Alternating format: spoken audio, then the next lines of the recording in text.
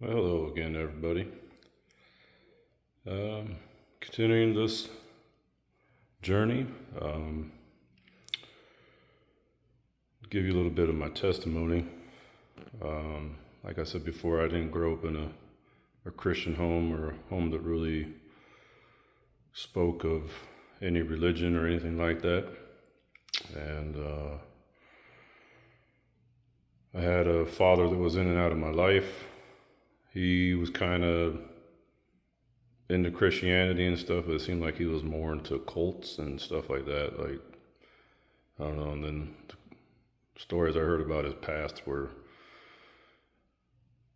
compared to what I was seeing, it was, I don't know, it just seemed like a bunch of BS. And then,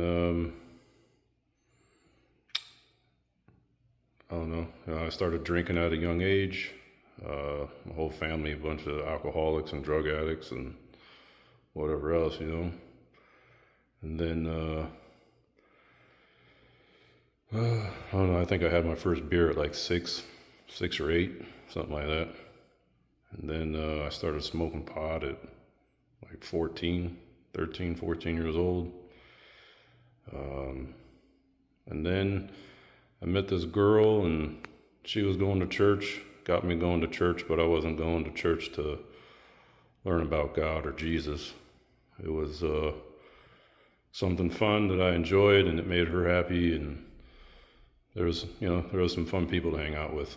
And but my first run-in with the Holy Spirit, though, was at 16 years old. We went on a retreat down to Lake Shasta in California and lived on houseboats for a week, I think it was. And every night we had a little gathering on top of the boats to have a service, and then there was an altar call type thing. And one night I was just like, well, everybody else is doing it, so I'll do it. I really didn't know nothing about Jesus or God. Like I said, I was going to church, but wasn't to learn about either one of those. So, and then when I did it, I sat there and started just saying the words they told me to say, and I started crying for no reason that I knew of. I even remember thinking to myself, like, why the hell am I crying? The next morning I woke up full of energy and just like I'd never felt before. And I went down to try to eat, and full of this energy, and I just felt like I couldn't sit still. It was so overwhelming. And I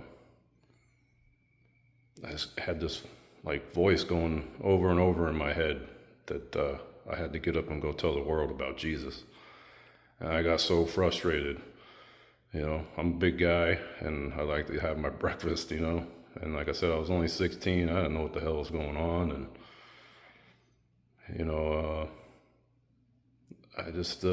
I threw my spoon down in the bowl of cereal, and there were some elders of the church around me. And I was like, I don't know what the hell you guys did to me, but man, I just got this voice in my head telling me I got to go tell the world about Jesus. And I don't know who the frick Jesus is, And they just smiled and laughed and said, welcome to the family. And that was it. But after I got home, I kept making stupid choices in my life, and all hell broke loose in my life, and I just went into a tailspin for a long time, and tried to run away from God and blame God for my choices and stuff like that. I just want to, let you guys know too on this channel, I'm just going to try to keep it as authentic as possible. I won't use AI probably at all.